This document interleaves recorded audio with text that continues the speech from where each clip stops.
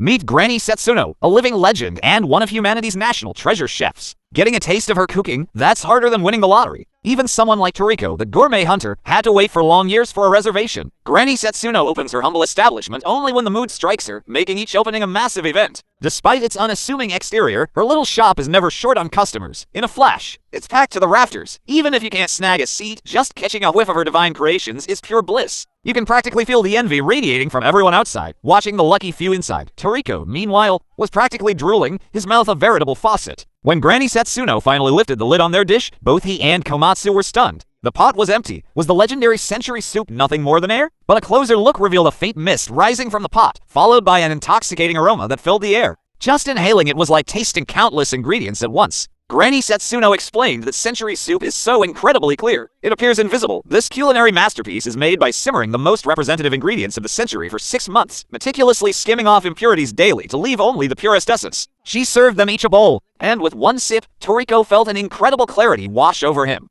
Komatsu, on the other hand, looked like he'd been hit with a pause button. He was utterly lost in the soup's exquisite flavor, even managing to identify one of its hidden ingredients. Granny Setsuno was visibly shocked. She recognized Komatsu's innate talent. This was the first time anyone had ever critiqued her cooking since she opened her doors. She then led them downstairs, revealing a hidden basement beneath her modest shop. It was an astonishing sight, filled with every kind of rare and luxurious ingredient imaginable. Komatsu was beside himself to ensure peak freshness. Granny Setsuno even gave some of her ingredients, like the little monkeys, constant baths at a precise temperature. Just look how lively that monkey is. Next, they entered another room through a unique passage. Along the way, Granny Setsuno shared a crucial insight with Komatsu. She only opens her shop once a month, not based on her mood, but on the ingredients' readiness. If you can't grasp that, she admonished, you're still just a novice. Soon, a colossal soup pot appeared before them, one that even 20 Torikos couldn't embrace. Granny Setsuno effortlessly leapt into it, her movements far more agile than Komatsu's. Poor Komatsu had to scale a ladder, resting 3 times before finally reaching the top.